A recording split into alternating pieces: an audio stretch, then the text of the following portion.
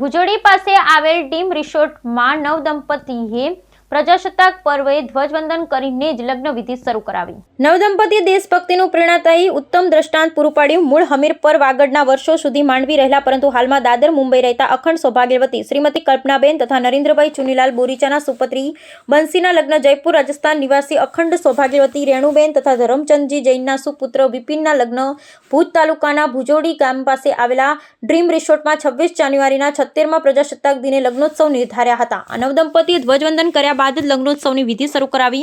દેશભક્તિનું પ્રેરણાદાયક ઉત્તમ દ્રષ્ટાંત પૂરું પાડેલ હોવાનું માંડવી તપગચ્છ જૈન સંઘના પૂર્વ ટ્રસ્ટી અને મીડિયા કન્વીનર દિનેશભાઈ મણીલાલ શાહે જણાવ્યું હતું. ડ્રીમ રિસોર્ટમાં બંસી બોરીચા અને વિપિન જૈનના હસ્તે ધ્વજવંદન થયું. ત્યારે વંદે માતરમ, ભારત માતા કી જય જેવા દેશભક્તિના સૂત્રોચ્ચારથી વાતાવરણ દેશભક્તિમય બની ગયું હતું. ધ્વજવંદન નવદંપતીના હસ્તે કરાવ્યા બાદ જ લગ્નોત્સવની વિધિ શરૂ કરાવી. તે બદલ નવદંપતીના પરિવારજનોને અભિનંદન મળી રહ્યા છે. Bureau report Rameshbhai Bhanushali.